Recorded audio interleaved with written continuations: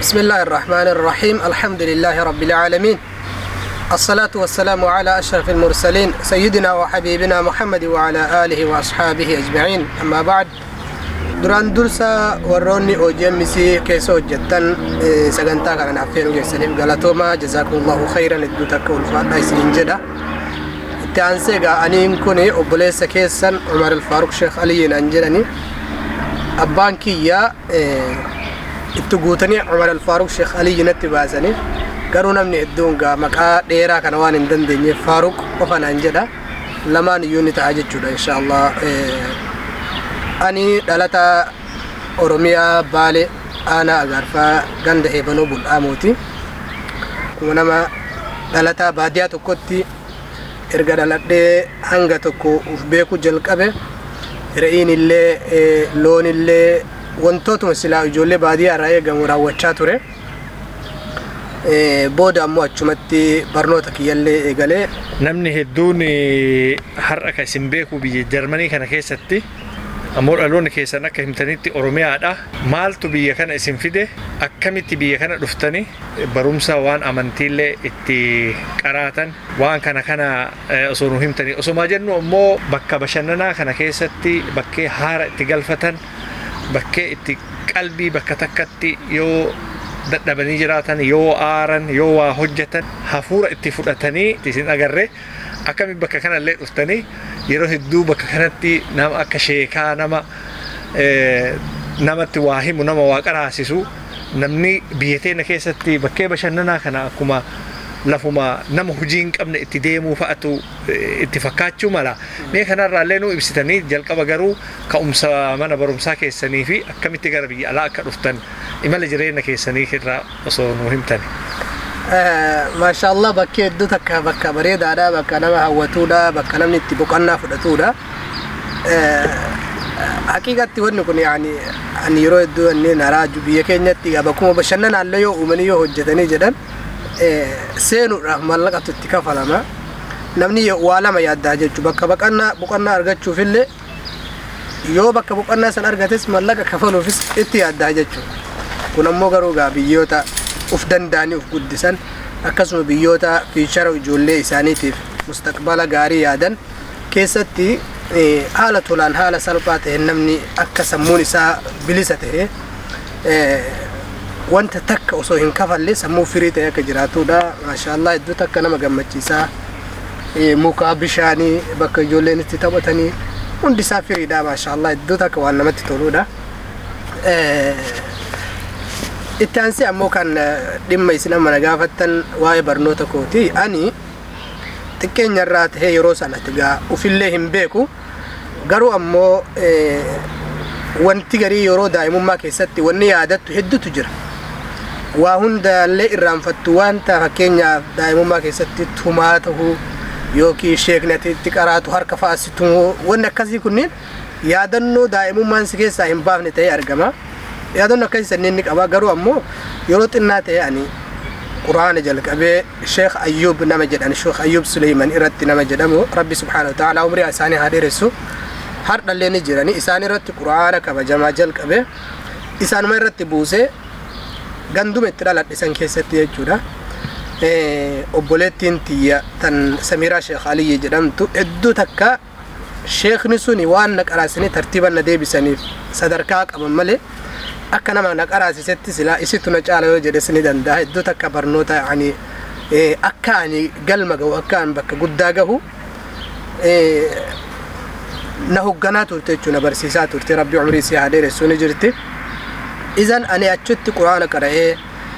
quraana kana keessatti mudannoon adda addaa illee jiraachuu danda'a. Mudannoo san keessa gaafa tokko akka carraa tahee mucaa tokko Abdul Aziz jedhaniini quraana waliin qaraanaa ani reef inni ijoollee ija hin qabne reef quraana jalqaba ummaan tiyya haati tiyya fuudhanii mana warraana fidan akka carraa tahee ammoo ani har'a mucaa Abdul Aziz kana dhaqqabe jalqabuma yeroo mana ol seennu ani tabbat yada abii lahabii kana gahee jira inni ammoo duraan gara alam tara kayfa fa'ala kanatti ol siqe suuratul fiil kanatti jalqabuma yeroo mana ol seennu ummati wajjin mana isaanii dhaqee yeroo mana ol seennu aayee jedheen yaanaan jedhan namni gaamana keessummaatitti yeroo keessummaa dhaqe silaan dubbatuumi ana moo waan daa'imummaan na jirtuuf isa caaluu sana hedduu takkanatti tole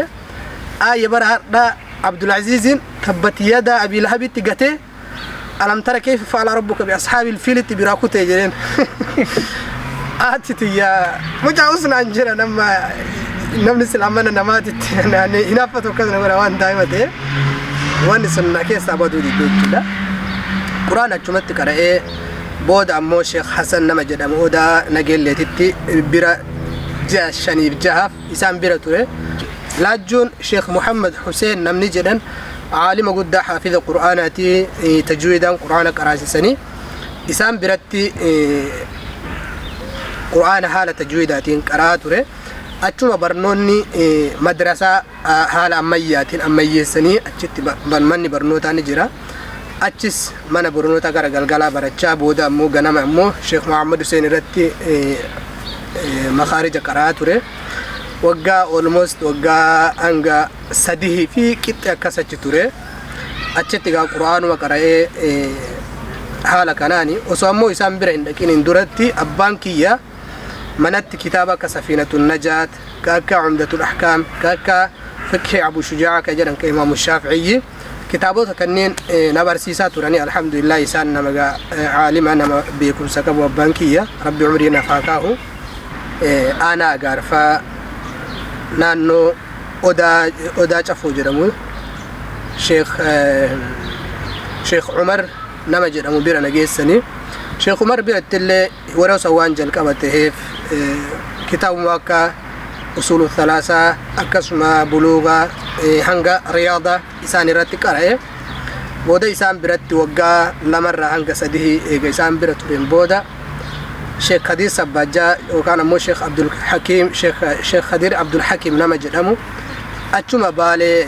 agarfaadha Sabbajaa naannoo jedhamtu jiraatanii isaan irratti barnoota kitaaba jalqabe alhamdulillah isaanis biraallee waggaa takkaa fi qixxee ol akkas taa'ee kitaabuma mutuuna qaraa ture booda ammoo rabbi subhaanahu wa ta'ala naaf laaffisee deemee gara roobee garjeeda yookaan ammoo بالما أعرفه أنا قندم قال نانو جرمتي شيخ عالم قدا دكتور محمد أمان نما جرمه إسام برتي كتابة قرأته كتابة قامتني أفرنو إسان وبرتي تفسير اللي تجريد اللي أقسم رياضة بلوغة أصول كنين هنديو جلقبا شيخ عمري في شيخ كدير سباجا برتي كل ساتوري قروا أمو إسام برتي waan kana qajeelatti akka irra deebiidhaan naaf ifutti barachaa ture Dr. Haj Muhammad Aman abbaa jamaa biratti jechuudha isaan ammoo Sheikh Muhammad Aman bira erga waggaa 2 fi qixxee ol ture booda bakka hifzi quraanaa deemuudhaaf karoorse hifzi quraanaa illee deemee gara godina Arsii aanaa Kufalee jedhamu achitti hifzi quraanaa waggaa takkaa fi ji'a 5 erga tureen booda achitti haffazee aanaa Kofaleetitti booda ammoo sheekhni sun gara aanaa Hasaasaatitti as nu deebisanii ganda naannoo Coofira jedhamu achillee ture booda ammoo achi as deebi'ee Agaarfatti madrasaa Sheekh Abdul Wahab al-Islaamiyyaa jedhamtutu jira madrasaa san keessatti illee jalqabama akka seeneen kutaa 4 takka seene osoo kutaa 4 san hin geessin ammoo carraan biyya alaa kun nabutee achirraan antare dheeraadha ka waan akkanaa kana faatu jira adeemsi ilmiidha adeemsi barnoota kiyya kana fakkaataa jechuudhaan walumaa galatti yeroo qur'aana buusu hin beeku haqiiqatti yaani waan yeroo qur'aana qara'usan takka waan irraa beeku malee xiqqaa tokko ture jechuudha yeroo quraana buusu ijoollee daa'ima yoom quraana buusee akkamitti qara'aa ture waan fakkeenyaaf shayni doobbii fa'aan gubuu waan akkasii waan sammuu keessatti dhiibbaa nageessite ni yaadadha garuu ammoo quraana keessaa waan barakam buusee akkamitti buusee hin beeku akkanumatti kama quraana buusee farge jechuudha jazaakumullahu khairan. Namni akkasumatti alaa achi ilaalu kuni faayidama waa'ee amantii yoo gaafa jiranillee haga itti fayyadamanillee irra namni hubannaa hin qabu hedduun nama haa ta'u akiraa fi waan hojjetamu jedhamee irra fudhatama. Wanni sun bu'uurri waan sanii kan waan san hojjechuu danda'u abbaa fi haati illee hedduutu akka murteessaadha. Maatiin keenya maatii amantii akkaan jabeeffatanii maatii akkaan amantii hordofanidha. Jalqaba ijoolleen erga ol guddattee quraana qaraasisanii abbaan kiyya baay'isawee ijoollee 19 ol qabanii nama hedduu qaban jechuudha ijoollee 19 qabanii namoonni kun hundi isaanii isin meeqaffaa? Ani hin beeku meeqaffaa akka ta'e obboleeyyan tiyyaaf jahaffaadhaan si'aata garaa kiyya tuwwan ammoo hundinuu irra caalaan isaanii na dura. Wannan jechuu barbaade manuma keessatti waan amantii kun akkaan jabeeffama. Ani ammoo jalqaba karaa amantii erga dabee kitaaba barachuu jalqabe yeroo as deebi'ee maatii wajjin yookaan ammoo barumsa kan hordofu hedduu hin arganne garuu ammoo bakka barnootaatitti bakka kitaaba itti qaraanetti afaan Oromoo qubee afaan Oromootii fi akkasuma wantoota sila barbaachisu hatta barnoota afaan Ingilishii hundayyuu kan namaa kennan achitti ni argama. Fakkeenya Sheekh Khadir Sabbaajaa biratti Sheekh Muhammad Hussein Alaajja biratti kan galgala ganamaattu jira achitti barachaa turre. Sababni karaa amantii islaamaa barachuudhaaf as na gargalche bu'uurri maatima jechuu kiyya barbaadeeti. Mee amma warra keenya yookiin maatiin keenya amantii jabeessanii jettan amantii jabeessan jechuu kana warri biraa inumaayyuu akka waan badaatii warra laalutu jira. Maal jechuudha amantii sana jabeessan jechuun? Amantii jabeessachuun biyya keenyatti nama diin islaamaa jaalatu, nama ulamaa'ii jaalatu, nama sadaqachuu jaalatu, nama barnoota baratisan itti hojjetu, ibaadatti jijjiiree waan baratisan jaalala amantii ofii jaalala rasuulaa jaalala qur'aanaa kan osoo ilmaan kiyya galma guddaa naa gahanii jedhee waan jaalatu san ilmaan dhaalchisu malee akka amma biyyoota dhiyaa kanatti warra amantii jajjabeessuudhani ilaalchi biraa keessa nama galchanii. Mee achitti ammallee isinitti deebi'a. Amantii islaamaa kana qara'uun barachuuni faayidaa jiruuf jireenya addunyaa tanarra jiran ta'a akiraa akkuma jettutti taate haga jiran kanatti faayidaan inni qabu maalidha? Mee kana xiqqoo isii akka namni namaaf hubannaa ta'u. Jalqabnoonni Rabbi subhaanahu wa ta'ala Muhammadin jedhe iqraa jedheen dubbisi jedheen osoo waa'ee gooftummaa of isaanii osoo Rabbi subhaanahu wa ta'ala silaa jalqaba maal himuu qaba ani tokkicha jechuu qabaame akkas hin jenne nabi wallaahi Muhammadin waan jedheen fa'alam beeki jedheen yani maal beekennan ani tokko ta'uu beeki jedheen malee jalqaba ani tokkicha jedhee ittiin ibsin anummaan kunuu tokko ta'uu beeki jedheen jalqaba yeroo Muhammadin Jibriilitti dubbatullee iqraa jedheen dubbisi jedheen maal dubbisaa jennaan sana booda wantoota silaa barbaachisu dubbisi jedheen jalqaba maal inni kuni muka osoo hin taane wanni kun muka ta'uu isaa dubbisi baradhuu jedheen jechuudha. Izan barnoonni amantii islaamaa keessatti aqli namaa bana namni akhiraa qofa ittiin jannata qofa ittiin seenu osoo hin taane wa'allamakum maa lam takuunu ta'lamuun cufa waan isin hin beeyne isin barsiisa islaamummaan. Amantiin islaamaa amantii yeroo fakkeenya masgida qofa dhaqanii salaatanii as deebi'an osoo hin taane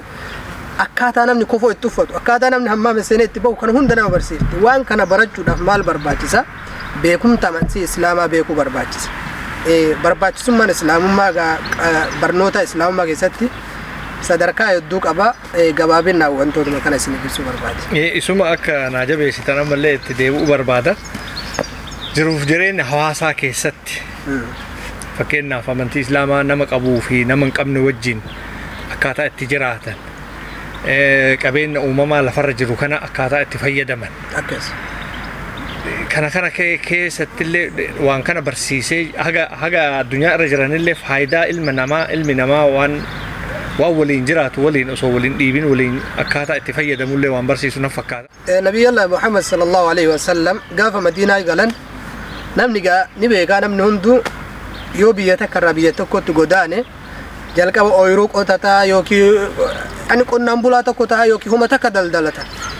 Nabiyyallaa Muhammad jalqaba osoo waan san hin hojjetin jalqaba wanni inni Madiinaatti galanii yeroo raawwiin isaanii wanni isaan jalqaba hojjetan warroota Madiinaa keessa jiran jiraattota Yahudaa ka Kiristaanaatu jira ka Yahudotaatu jira ka amantii adda addaa akkanatti amantii mayyuu hin qabne jira. Warroota kanneen walitti fidanii akkaataa itti bu'uura amantii kanaa osoo barsiisuu hin taane nuti nagaan akkamiin waliin jiraannaa isa jedhu عالم الرتب بيكما صحيفة المدينة يعني ورقة ولقلت مدينة جرمتي بيكمت جلقبوا النسان كاين ورا مدينة لكني عن إسلام ما دفين جنن ورا كريستيان أبي الله لكني إسلام ما سنفيدو دفين جنن ونكون هندو عن بوداتي بنجينا الدرسامي وان سلا جدو كينيا الدانوتيس يورا كونجرو الدانوتيس بؤورا كييتا توكو فولا كرشاني أول بيجو كرشاني أول كانجو بريسا ورقة كانان يهودوني amantii Yahudaa hordofan waggaa 3 oliif Madiinaa keessa jiraachaa tura. Waraqaa kanaan nageenya waraqaa kanaatiin firmaa gaafsan farrameen. So shari'aa islaamaa keessatti namni akkaataan ittiin bulmaata ka ofii qofa osoo hin taane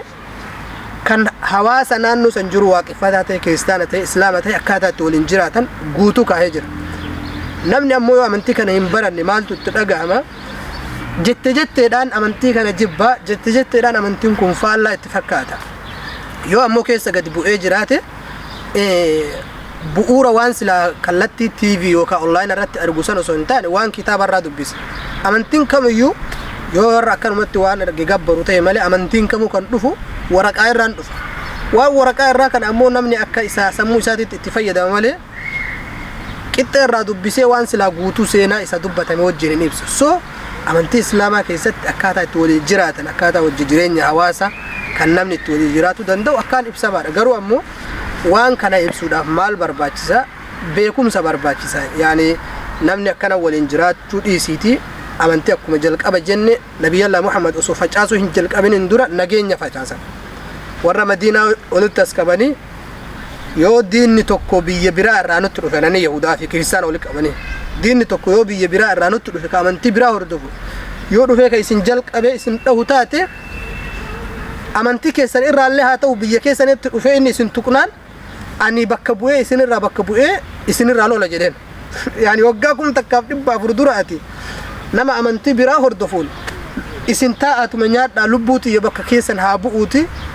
natu isin irraa dhorga jechuun waan danda'amu waggaa kun takkaaf 400 dura yeroo namni akka harreetti wal gabroonfatee akka garbuutti wal gurguratu san keessa nabiyallaa Muhammad maal fidan isin taa'ati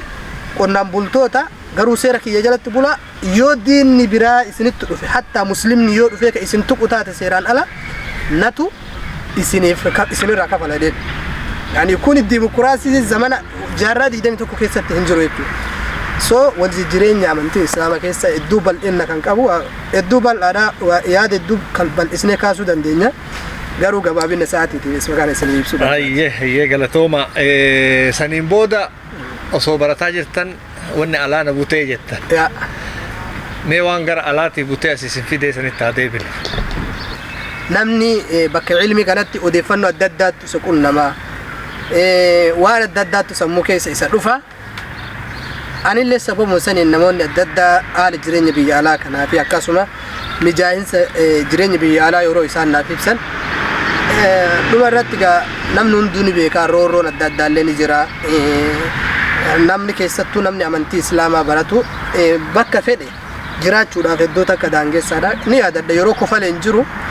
yeroo san ahbaash firqaa ahbaashtu jiranii sheekha darasaa 150 qaraasiisan guyyaa takkatti borganama shayni kenna sun konkolaatatti nu guuranii kuun achitti hafee kuun darasaan huura keessa sutanii darasaan kun achitti tumamee caccabee kuun ammoo achirraa fuudhanii gara hasaasaatitti nu galan kun maal inni dhiibbaa namni amantii fi kabajaan geggeeffatu hin danda'u haqiiqa biyya keenya keessatti garuu ammoo an bu'uuratti kanaa ta'ee biyyarraa na baase haaluma akkuma nama Oromoo hundatitti rakkooleen osumaa jiru ammoo namoonni hedduunis biyya Oromaa kana dandeettii kitaaba bitachuutiin ta'uu dandeettii barnoota yuuf jijjiiruutiin ta'uu ni jira kan jedhu odeeffannoo dhagahee bahe garuu ammoo gaafa sana haqiiqatti karoora kiyya karoora barnootaatiin bahe malee karoora yaani jireenya kiyya oofachuu ni miti ammoo yeroo biyya sana irraa bahee jedhe akka ani itti biyya itti natti himan sanii fi akka biyya ormaa itti jirtu kophaa ta'e an biyyatti harka haadhaa fi abbaa irraa yookaan harka warra na gargaaruu irraa nyaadha biyya alaatitti ammoo kama ofii olii gad fiigu arge so wanni sun yaani haala kanaan biyya ba'e jechuu kooti. Garam baatan yoo baatan akkamitti baatanii garam baatan? Ani jalqaba biyyarraa yeroo bahee jedhe gara Sudaanii bahee Sudaanii irraa ammoo Liibiyaadha Liibiyaa irraa Itaaliidha Itaalii irraa ammoo as biyya Faransaay irraa Jarman dhufe. Guyyaa shanitti as geettani? Guyyaa shanitti ji'a waggaa tokkoo fi ji'a shanii oli. Maaltu isin tursiise egaa? Wanni na tursiisu gaa tarii haalli diinagdee illee yeroo sanitti kallattii nama harka gahuun ni ulfaata. Namni biraatis gara biyya ormaa hiriyootuma wajjin namni biyya takka irraa biyya takka keessa bahudha. Hedduudhaan ammoo taa'ee jechuun kiyya amma biyyarraa ka'anii I think sama saddeeffa adeeman fakkaate Awurooppaa kana seenu. Akkas. Torbaaf walakkaa torba yookiin saddeet deema xayyaarri. Akkas. Mee akkamitti turuu dandeettan guyyaa waggaa fi wayii kana jechuu kiyya? Ani xayyaaraan hin dhufne konkolaataa yaabbadhee lukatiyya yaabbadhee lafa tanallee lafti tunillee na yaabbattee makiinaallee yaabbadhee dooniillee yaabbadhee kana hunda lukatiyyallee yaabbadhee akkasitti dhufe. So Sudan irraa erga Liibiyaa seene Liibiyaa irraa gara Itaaliyaas yaale waan yaadadhu keessaa bakka biyya namni imala kana keessatti waan garii waan yaadatutu jira beeytanii yeroo Sudan irraa gara Liibiyaa dhufu hattoonni akkuma nuti magaalaa Khartoum irraa yaanee ala baaneen namoonni hattoonni ni jira warra shiftaa jedhanii beekamaadha warroonni shiftaa kunniin bahaniitiin warri shiftaa kunniin nu qaban konkolaataadhaan nu marsanii nu qabanii keessatti isin qaban akkuma nuti magaalaa Khartoum irraa as baaneen magaalama keessatti nu qaban warri shiftaa kun yaani uffata waraanaa uffatanii garuu ammoo jijjiirama qaban warra hattoota duruma Itoophiyaa baatanii Khartoumiin akkamitti seentan? Kun seenaa dheeraa isa barbaade hedduu takka ulfaataadha. Mee keessumaa jalqaba yeroo Finfinnee irraa kaanee gara Gondar dhufnu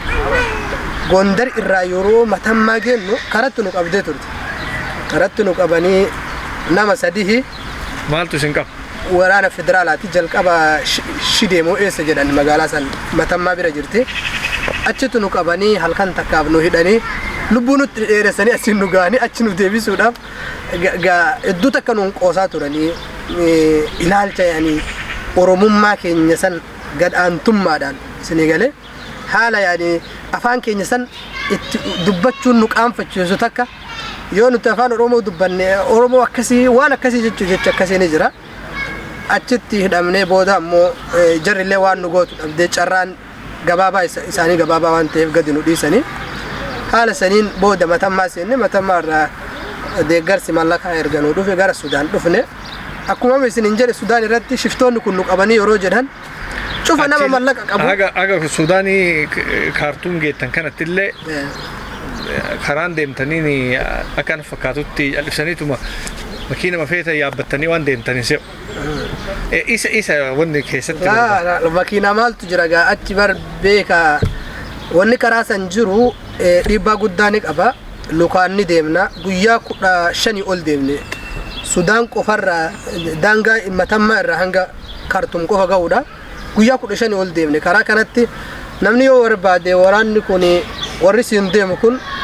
daaraa takka jala si dibee achi guyyaa 5 booda si dhufan ka bishaan hin jirre ka nyaanni hin jirre nyaanni ati nyaatti yugaa fuulii kana nagaa namni biyya kennaa hin beeku haala rakkoo ulfaataa keessaa hanga silaa gaggabuuf dhiyaatu takka keessa si geessanii yoo barbaadan ammoo ufumaa walitti si kennan ka ati kun eenyu hin beekne ka ati eessa jira hin beekne hanga namni uf jibbu wal jibbu takka beelaan hanga namni laaqamu takka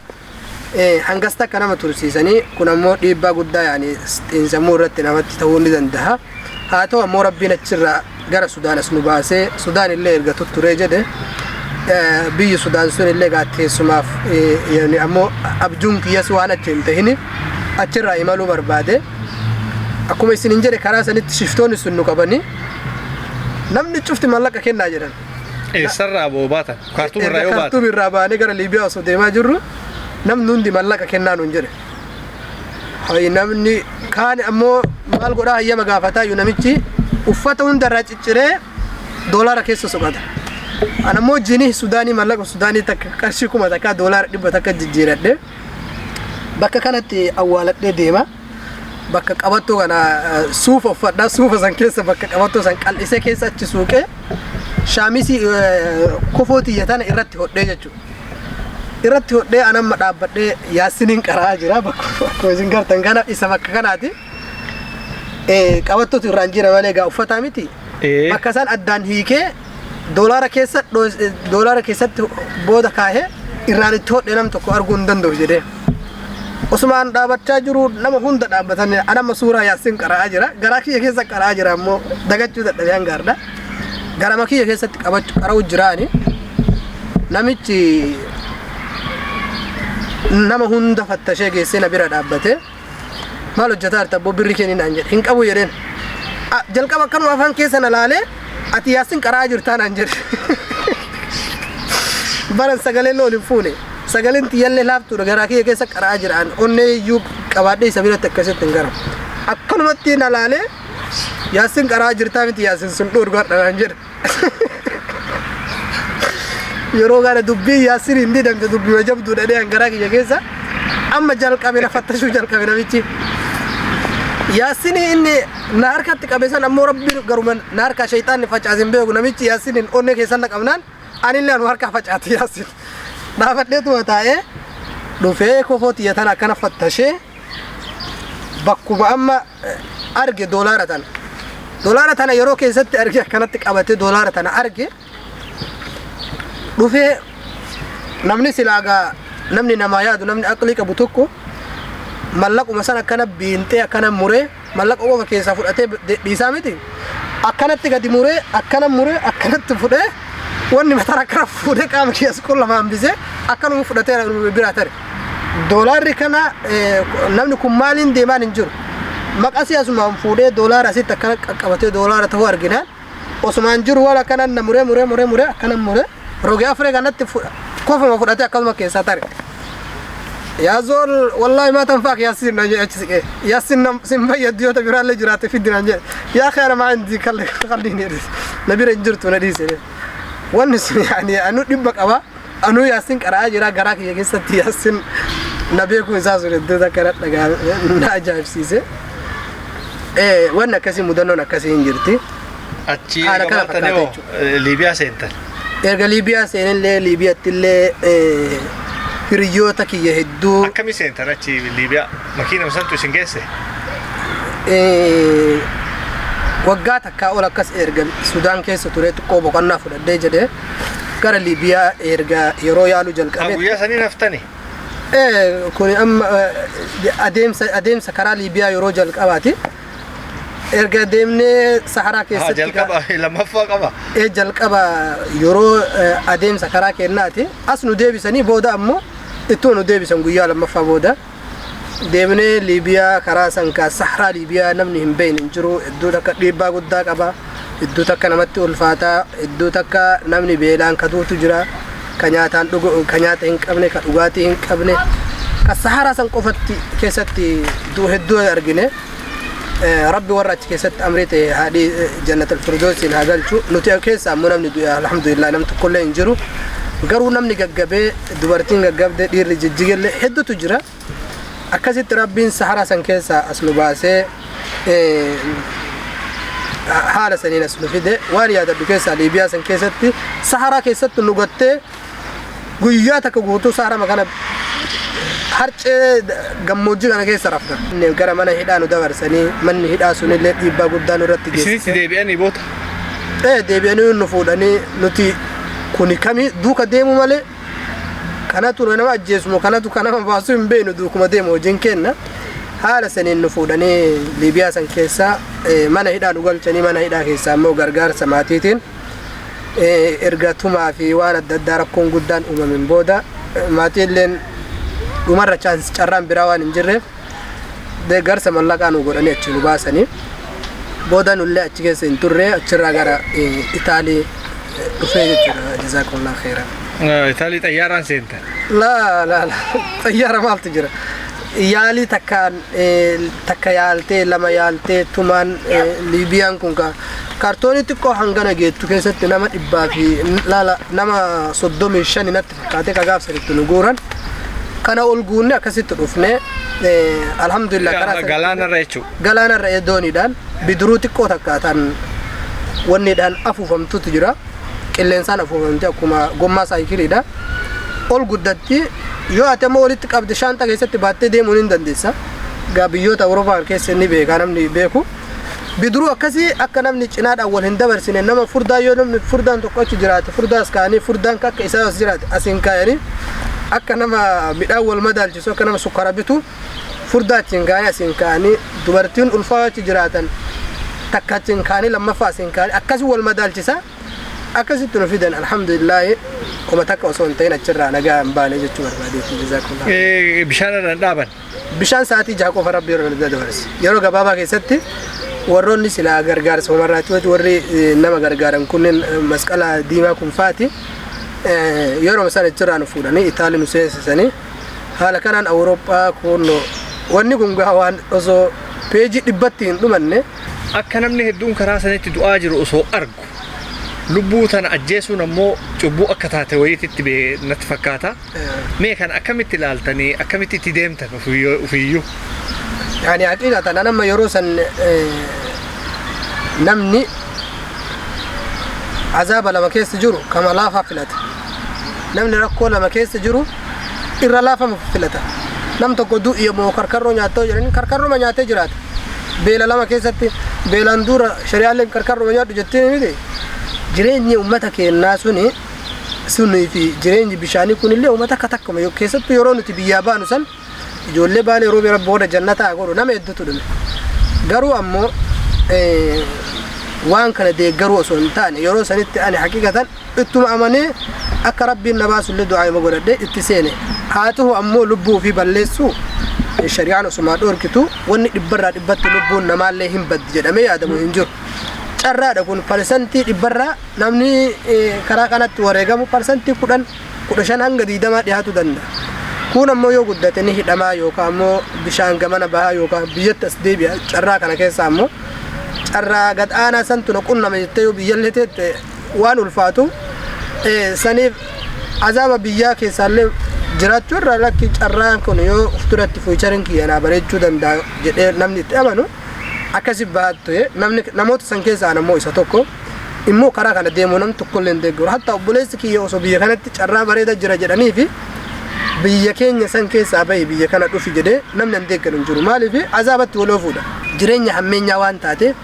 jireenya ibiddaa kanatti waloo fuun hin barbaachisu jechuudha inshaallah. Hayyee maraafuyyuu amma xaaliyaanii seentanii xaaliyaanii irraa amma bakkeen jiraattan biyya Jarman keessa jirtu yaadannoon karaa kanatti xaaliyaanii irraa haqa asii isin qunname jira wanni namni irraa hin barataa ana kanaan na qunname silaa bakka kanaa kana geessitu rabbi irraan hambise jettan. Haqiiqatan hedduullee qabaachuu baadhu garuu ammoo manoota fakkeenya mana akka hidhaa qabaa Liibiyaa keessatti namni adda addaa kana qabu kunneen hedduutu akka ni jira garuu rabbi subhaanahu wa ta'ala tokko isaatiin illee osoo karaa kana nan qunnamin rakkoo akkasii sanniin osoo nan qunnamsiisin karaa kana waan dhufeef rakkoon osumaa jiru kan silaa akka hiriyoota kiyyaa yoo laalu namni rakkoo ofii tokko kan madaalu ka hiriyyaa ofii biratti madaala ka hiriyoota kiyyaa san biratti yoo laalu ammoo haqiiqatan kiyya sun akkasitti ulfaata jedhee wanni an dhaamu hin jiru garuu ammoo karama kana deemuu dhaabuu diyyuu dhaamsi guddaadha yoo rakkoolleen jiraate biyya ofii san irratti falmatanii yoo gabrummaan jiraate gabrummaa biyya ofii san qolatanii biyya ofii san bilisoomsuudha malee biyya ormaa baqatanii faayidaan takka akka hin jirre naa hubatamee achirraa baratte kanaafuu warroota biyya jiran ta'e warroota biyyoota adda addaa deemuu danda'an ta'e yoo karaa seeraatiin ta'e malee karaa hannaatiin keessattuu yeroo ammaa hedduu baqannaan biyyarraa jira karaa hannaatiin deemtanii lubbuu keessanillee uggurarra geessitanii maatii keessanillee rakkistanii wanni kun immoo hedduu takka dhiibbaa gahusuu danda'a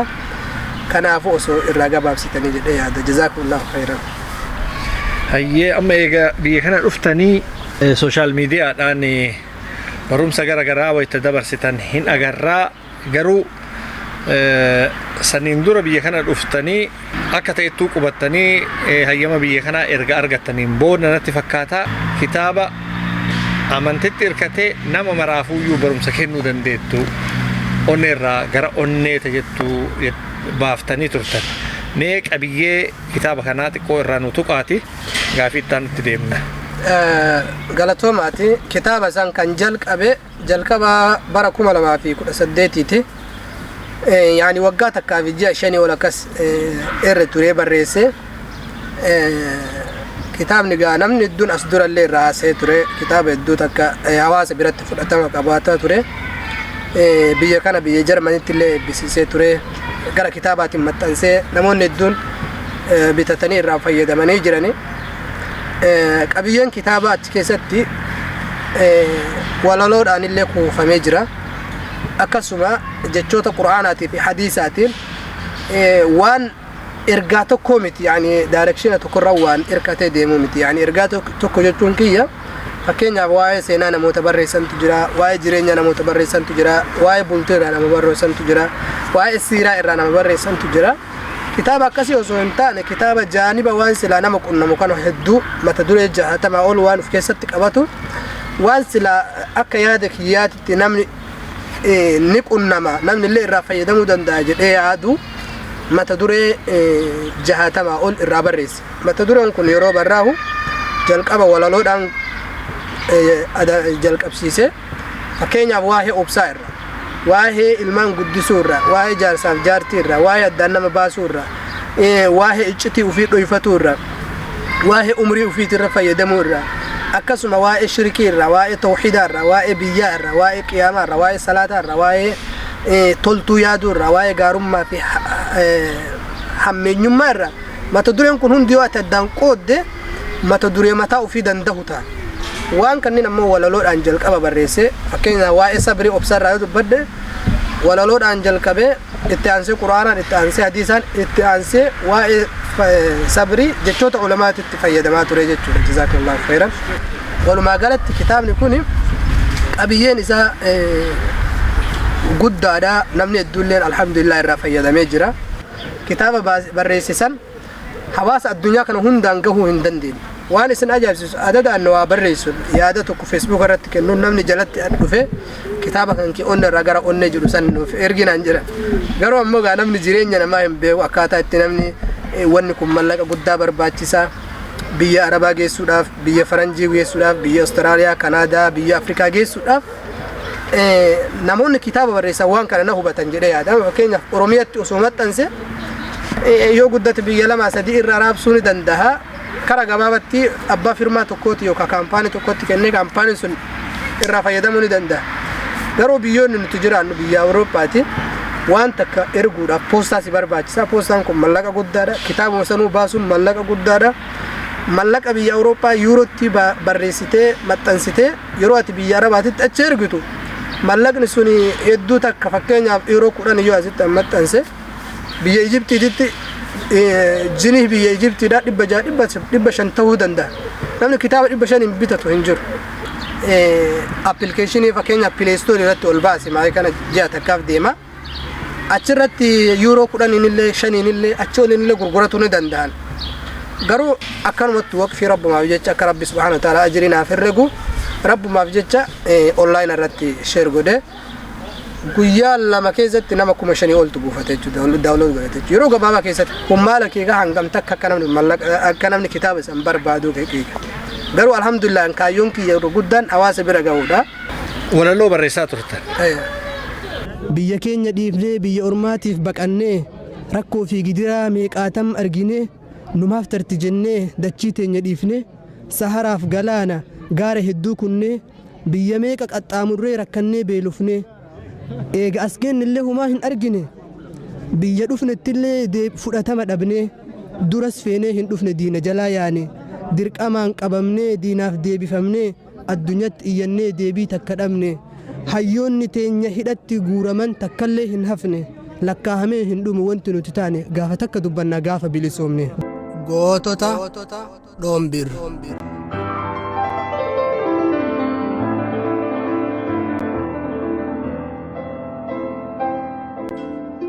goota hedduu qabdi bar oromiyaanii gootaa fi hayyootaaf beektota biyya sanii warra qabsoof jecha biyyee arraabanii bosonatti galanii baala mukaa nyaatanii warra ufii dhiisanii bineensa mukaatiin hiriyyaa tahanii goota mana ufii bosona godhanii nafxanyoota biyya keenya gabroomsuuf dhufanii xiyyaaraa fi taankeen qawween nudduulanii warra ummata keenya balleessuuf dhufanii gootonni biyya keenyaa jara harkaan qabanii warra hinduu jedhan ajjeesanii du'aa agarsiisanii ergamtoota nafxanyaa biyyee nyaachisanii seenaan hin dagatu yoomuu jarasanii warra ufii biyyee nyaatanii nu bilisoomsanii. Kun akkuma jirutti ta'ee online amantitti irkiftanii jiruuf jireenya hawaasaa akkamitti akka waliin jiraatan maatiin akkatti waliin jiraatu ijoollee akkatti kunuunsan waan garaagaraa waan faayidaa qabu nama amantii kana qabu qofa osoo hin taane hawaasni Oromoo afaan kana dhagahu irraa dhageeffatee waan itti fayyadamu hedduu kan dabarsaa jirtan argina. Wanni garigariin keessattuu akka ofiitti yaaxiin xallatti wal hubannoo dhabuun haadha manaatii fi abbaan manaa keessattuu biyya western jedhan kanatti addaan baasee ijoolleen yookiin gara haadhaa yookiin gara abbaa gidduu lamaanitti rakkataa akka isaan jiran arga. Akkas. Kana isin akkamitti yaaddanii waan garigarii ammoo birachi dabartanii yoo uggitanii jechoota garii fa'a akka namni itti fayyadamu ummata barsiisaa jirtan mee kanarraa xiqqoo isin haa ibsa. Waa'ee bultii jireenyaa irraa waa'ee bultii irraan daqiiqaa xiqqoodhaaf cufa nama bultii ijaarratee jiru jalqaba osoo bultii hin ijaarratin hin dura online irra amma guutee jira barnoonni adda addaa guutee jira akkamitti nama bultii wajjin jiraatanii barachuun nu barbaachisa. Yaani jireenyummaan nama ooftee fuudhanii jireenyummaan nama ooftee heerumtee osoo hin taane yoo heerume abbaan manaa kiyya maal narraa barbaada haati manaa kiyya maal narraa barbaaddi jettee waan silaa barnoota irraa argatte san keessa ammoo parsantii hagamii ani waan abbaan manaa kiyya danda'u waan amma online kanarratti wantoota abbaan manaa haadha manaa irraa barbaadan jedhamee guutamee jira. 95 oli wanni jaarsi jaartii irraa barbaadu 95 olitti barraa'e. Waan kanneen ammoo uf ilaala namni aqlee qabu parsantii kana keessa yoo heerumee jedha abbaa manaa kiyyaatiif maal hangamta akka dandeettiin kiyya daangeessa maal nama kanaaf raawwachuu qaba jedhee waan barnoota irraa argata. Kana osoo hin hojjetin ammoo akkanumatti bultii seene bultiin jalqaba diigamtullee tanuma nama akkasitti itti seenessan ammoo rabbiin keenya subhaanahu wa ta'ala quraana isaa kabajamaa keessatti waan jedhu tola isaa irraa rahmata isaa irraa gara laafinna inni isinitti laafe irraa qaamuma keessan irraa dubartii isiniif uumuudha jedha. Yani ni'maa guddaadha ni'maan guddaadha rabbiidha ammoo ni'maa lakkaa'amee hin dhumamne jarri isiniif uffata isinillee isaaniif uffata jedha. يا إلما إنما يا أيها الناس اتقوا ربكم ربي كيسن سدادا الذي خلقكم من نفس واحدة ربي لبو تكرى إسن أومسا إسسن سدادا جدا ما الجتشورة وججرين إسلام ما قفاف أصو هنتاني أولا أقل مكيتيفو قام فيا كيتيفو يو نامني أكاتا توججرات جارسا جارتين أكاتا تولنجرات براتشون دركا منورتي تها nama waa baratetu nama mirga ofii beekuun mirga jaarsaa yoo gaafa mirga ofii beekan mirga jaarsaa beekan gaafa mirga jaarsaa beekan mirga ofii beekan wal hubannoo jidduu walitti yoo hin jiraanne biyyoota dhihaa ta'e biyya keenyatti ta'e namni karaa laafaadhaan bultiin diigamuu keessatti hedduu takka karaa laafaadhaan deemaa jirti waan san irraa osoo manni keenya diigamee fakkeenya akka warra awurooppaanotaa hin taane so bultiin keenya diigamtee namni hundi jireenyi hundi hin fashalaane dhaloonni ol deem generationiin haaroon ol guddatu akka kararatti hin banne tokkoffaa wanni walirraa eeganu jaarsaa jaartiin haqa rabbii eegu namni yoo haqa rabbii eege rabbiinis haqa isaa eega yoo jaartiin haqa jaarsaa eege yoo jaarsin haqa jaarsi haqa jaartii eege rabbiin ammoo dirqama isarratti ufii dirqama ofirratti godhee bara haqa keenya nu eeguu danda'a. Yoo ammoo nuti haqa rabbii irraanfanne rabbi subhaanahu wa ta'ala haqa keenyan dhiisa. Osoo jalqaba jaarsaa waan jenne osoo jalqaba jaartiidhaan waa hin jenne rabbiin biratti wanni kun na jaalachiisamoo yoo waan kana isirratti raawwadhe isin yoo waan kana jaalachiisii irratti raawwadhe rabbiin irraa na jaalatamoo hin jaalatu yoo wal madaalchisne akkasitti deemne rabbiin biraallee ajrii guddaa arganna bultiin keenyallee bultii gadhaabataa ta'a ammas garaa walitti laafu dogongorri argame ma qofaadhaaf fiigu bararuu osoo hin taane jalqabuma gaafa wal fuudhanii qubee walitti ol kaahan san irraa akka walloolan illee aqalee keessan keessatti seef gochuu maaliif namni garii walloluun kun waan raajii waan addaa wayiiti ta'e yeroo san shantaa ofii guuratee adda kuta walloluun ni jira wal dhabuun ni jira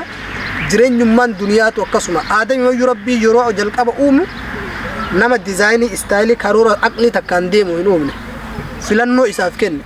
filannoo san irraa muka jannata keessaa nyaate filannoo sammuun isaa ajajjisan irraa muka jannata irraa nyaate booda immoo filannoo san jijjiiree rabbitti as deebi'e rabbiin illee booda dachii tanarra jiraate walakum fil ardi mustaqarrun dachii keessa jiraachuu dandeessan jedhan izan namni ilaalcha walii kabaju wal dhabbiin osuma jiru ammoo wal dhabbii san akkamitti goolabne karaat nagahaatiin bultii ijaarrannee bultii ilmaan gaarii waliin oomishnaadha malee haala zamana kanaa laallee bultiin keenya akka hin diigamne ibaadaa irratti yoo jabaanne yoo rabbiin sodaanne rabbiin illee rahmata ofii nu godha bultii keenya ijaara yoo mana keenya keessatti ibaadaan jiraate rabbiin ka ibaadaa hin qabnetti sin qabu kanaafuu jalqaba namaan toluun dura rabbiin toli rabbiin ammoo booda namaa waliin nama tolcha jechuudha namaaf jecha waliif nama tolcha jechuudha rabbi subhaanahu wa ta'ala warra san irraa nu haa godhu bultiin jalqaba gaafni inni diigamuu jalqabu gaafni ofii wal diigamuu jalqabu gaafa haadhaa fi abbaan bultii rabbii gadi dhiisanii shari'aa rabbii gadi dhiisanii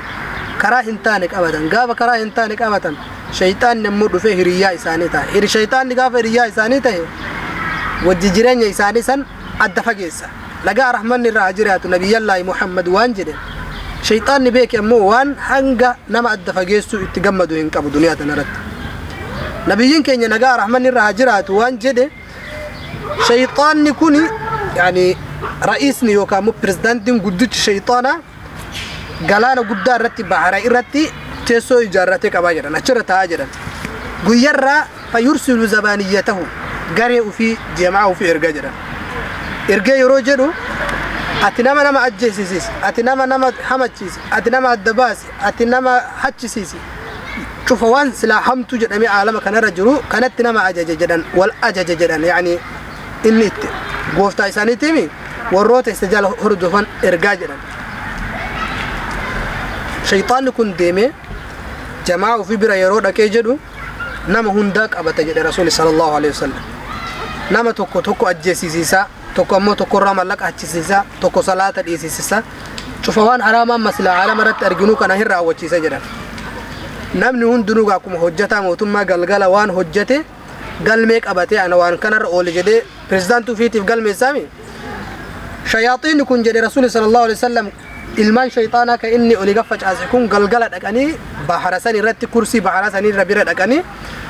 hojii oolmaa waan irra oolan itti himanii jedhan jalqaba kana nama ajjeesi ati nama ajjeesisiiste yoon jedhuun hojiin kee sirrii miti achi siqi jedhaan jedhan ka shirkii dalagalle achi siqi ka kijibelle achi siqi ka nama jala waa hatillee achi siqi hundayyuu osuma akkanatti achi siisu dhumarratti tokko dhufa jedhan abboo ati hoo maal dalay jennaan an jaarsaa fi jaartii jidduu seenee addaan baasi bar jedhaan jedhan macsiyaa irra bareeda ka namni hojjete si kootu ati itti aanaa pirezidaantii kiyyaa ta'ee uf bira kaa'ata jedhan argite macsiyaa hunda bira dabree macsiyaan guddaan jaarsaan jaartiin adda bahuudha badiin maaliif namni gaafa adda bahe jireenya hundatu badda bultitu adda laaqama shayxaanni sun mana san dhuunfatee jiraata jechuudha kanaaf shayxaanni guddichi sunu shayxaana nama jidduu deeme nama ajjeesisiise ka nama wallolchisiise ka nama hachisiise osoo ofitti hin dhiyeessine ka jaarsaa jaarsii jidduu seenee adda baasisan kuwwan illee hojjetanii garuu sadarkaan hojii isaanii kan kee hin gahu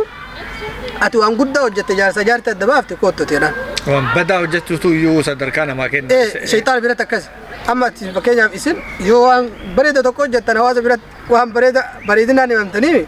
shayxaana biratti irra hammeenya fokkataa waan badii yoo hojjettan sadarkaan isinii dabalama shayxaanni jedha rasuuli sallallahu alaihi wasallam akkasitti fuudhee nama jaarsa jaartii adda fageesse kana hunduu hojjetanii akka isaaniitti bareeduma garuu ammoo sin gahani itti aanan pirezidaantii kiyyaasii hikoottoodhaan jedha yaani ilaalika bultii meeqatu diigama maaliif wanni kun hangana ulfaata ilmootu bakka dhaba ilmootu barnoota dhaba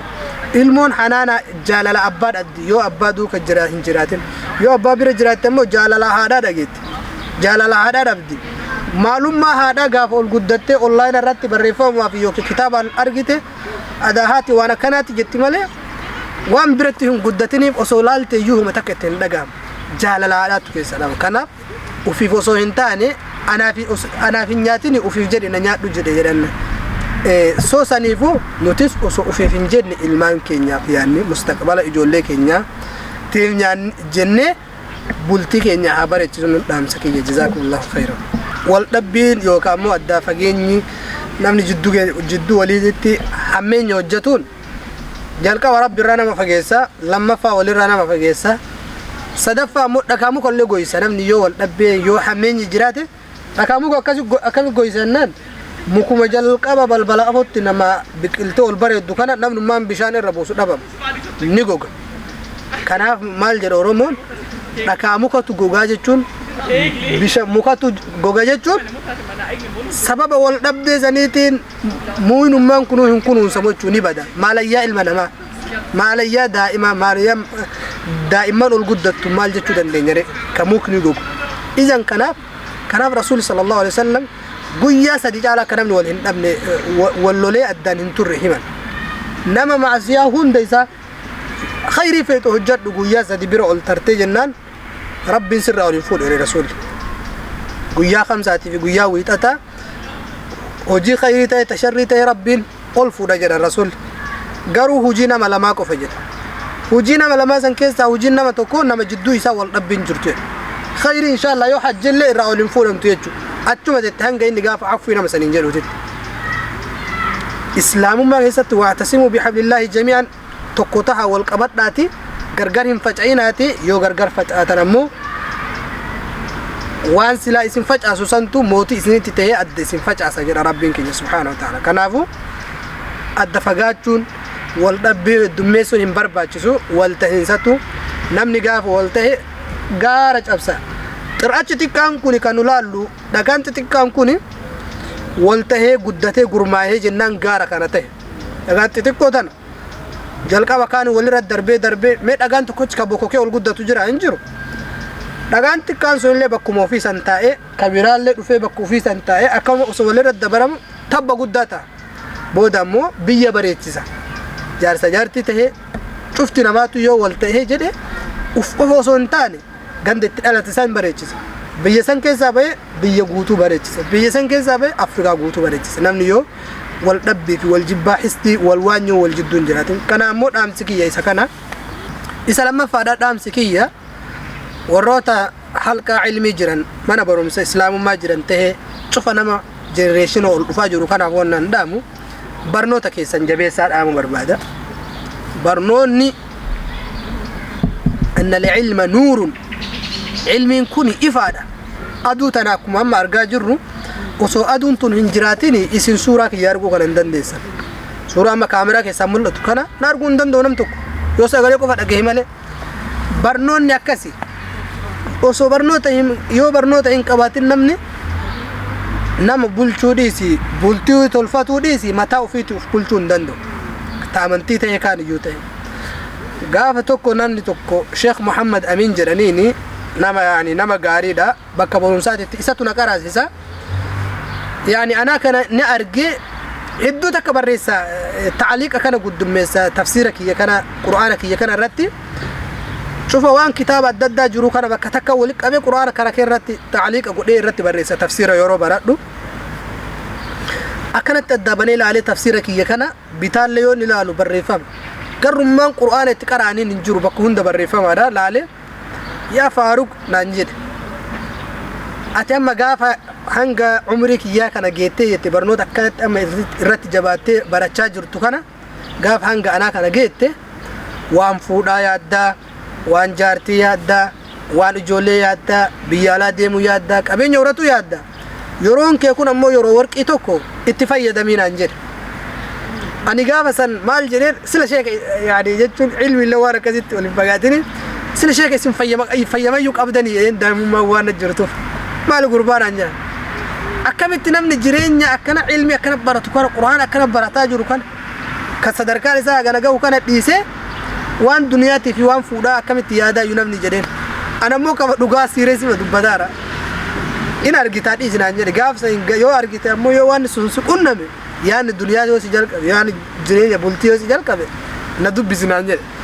أنا مو أقارنا ندوب بسناني نامسان قروان نقاف سن نمني سنانجر سن أرجع جريتشو مالي في نمني قاف والقدتين وهند هناك